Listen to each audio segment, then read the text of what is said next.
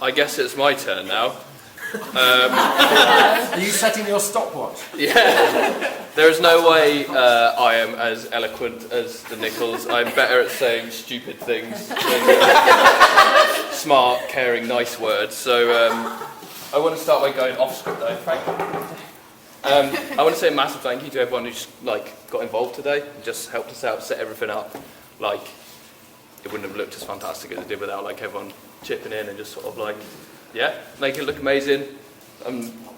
Huh? And Auntie Laura's lovely little doves as well, which are absolutely incredible.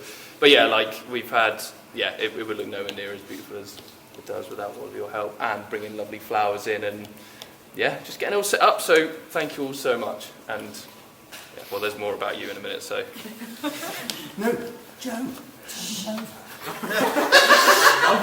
I'm gonna start from the top anyway. I wasn't sure at what point in the speeches I'd be reading. Hey all, it's that time of day. Hey y'all. I feel awful doing this now. I should have gone first before Rosie. No, it's fine. You got this out. She's blindsided, man. Hey all. It's that time of day where you get to listen to me say thank you to everyone, which according to most of the Groom Speech guys I looked at were preparing is the most anticipated, and one even said most important parts of the day.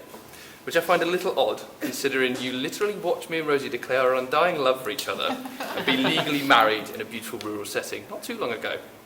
Either way, this speech is the main reason you're here. If this speech is the main reason you're here.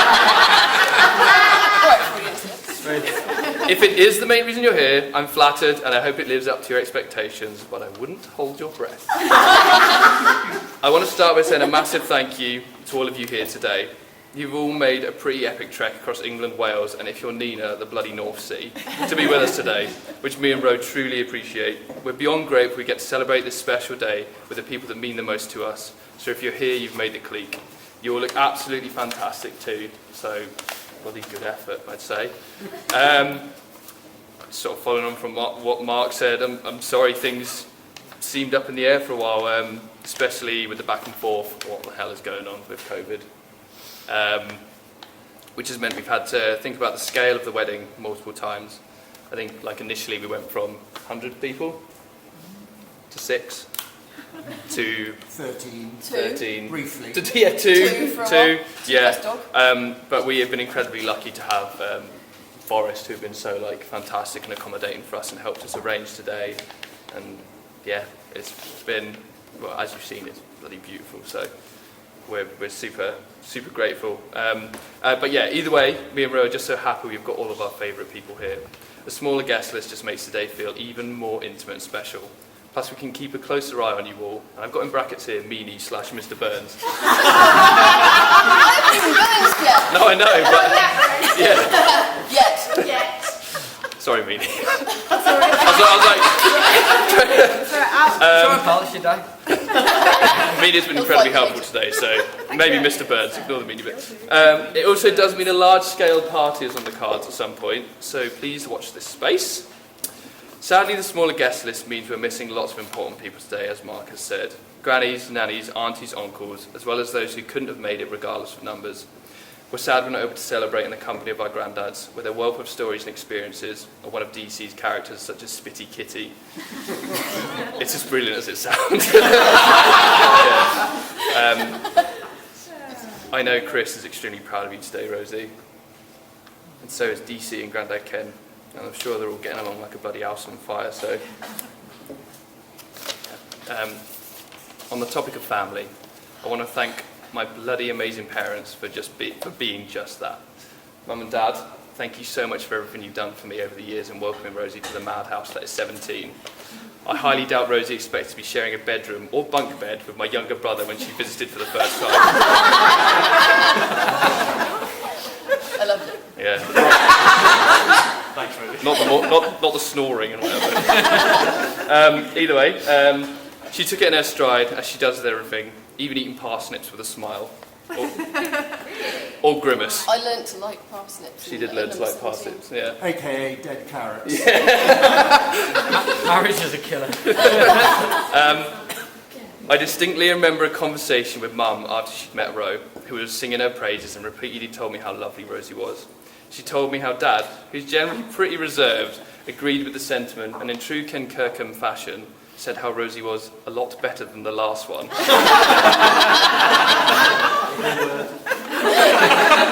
High praise indeed. Speaking of parents, I want to say a massive thank you to Mark and Anne. I've always considered you my second mum and dad, and I'm honoured to call you my mother and father-in-law. You've both always been so kind and welcoming, making me feel part of the family and opening your home to me. If you remember, you were even looking after me pre-Rosie. I've actually known Anne and Mark longer than I have Rosie. I fondly remember bonding over Turkish takeaway when I first moved to London, and they helped Lizzie move into our strange bungalow. Bet you didn't think you'd still be feeding and hanging out with Dan's strange university friend all these years later. Thinking about it, out of her immediate family, Rosie is the member I've known the shortest amount of time. I was going to say something like that as well. With that in mind, I want to say another massive thank you to Lizzie and my best man Dan. You continue to play an absolutely massive part in our relationship. An absolutely massive part, not only in our relationship, but to me and Rosie as individuals. I think it's fair to say that me and Rosie wouldn't have met or be standing here today without you both. Me and Dan have joked in the past that Ro and Lou are our ticket to becoming brothers. I've held up my end of the plan now,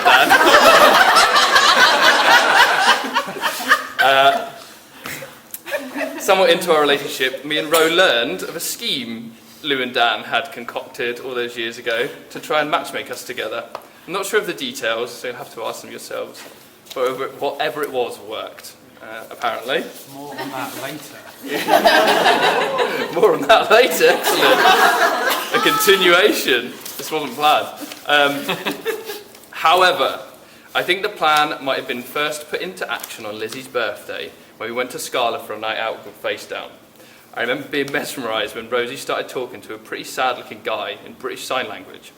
Turns out he wasn't deaf. Did you rob a deaf guy? No.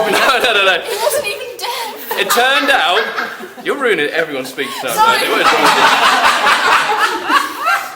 It turned out he wasn't deaf, believe it or not.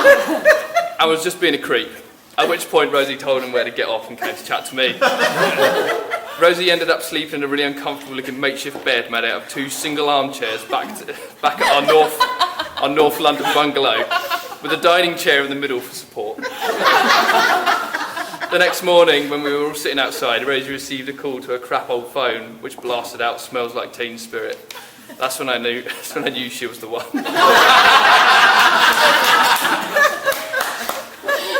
From there on, me and Rosie started seeing more and more of each other. There's tons more great stories from early in our relationship that I'd love to share, but we'd be here all night, and this speech has gone on long enough, I feel. I'll give you some tasters, though. These are just bullet points. Because quite early on in our relationship, me and Rosie were heading back to, North Finchley train station? We went and sat in the park and just drank shit fizzy drinks. And 2 hours later, we got up and Rosie was covered in midgie bites all over her legs. Oh, the spider bite. And she was absolutely, sure it was spiders who bit her. It was spiders. It was. Yeah. Still is. Yeah. The amount of bites, it couldn't have been spiders. It had to be some spider nets. It was insane. Another really fond memory of mine, and this is going to sound bloody awful, drinking a 12-pack of Foster's pint cans on Primrose Hill in the middle of the day, just talking and watching people, which was fantastic. I think Rosie hinted at this story in her speech, but this is where we saw a bloke who strongly resembled a pepper army as well. So, He really did. He was so stringy. We went to the Black Heart after that, and we were both pretty drunk, and I was like, I tried my luck with Rosie, oh yeah, do you want to make a go of this? She said, sorry.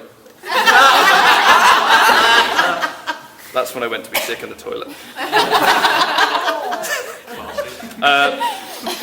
And finally, our first kiss outside of Camden Road Station, just before you went away to France, and you asked me to be your boyfriend over a pint, well, you've heard already, on our round table at the Adam and Eve in Homerton. two very special memories. Thinking back on it, our relationship feels like a fairy tale. I know how lucky I truly am to have found someone as kind, caring, intelligent, and as beautiful as you, Ro, who loves me for the goblin I am.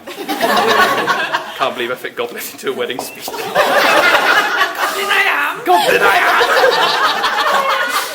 I have so many fond memories of times together that I'll always cherish, and what's exciting is I know we'll continue to make more and more as we grow together. I also wouldn't know half of you lovely people without Ro, so you can thank her for that later. But yeah, with that is my speech. I would like to propose a toast.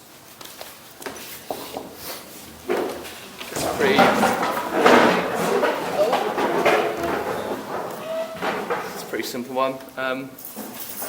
To Rosie and to love. Rosie and to love. Well said, Sam. Very good.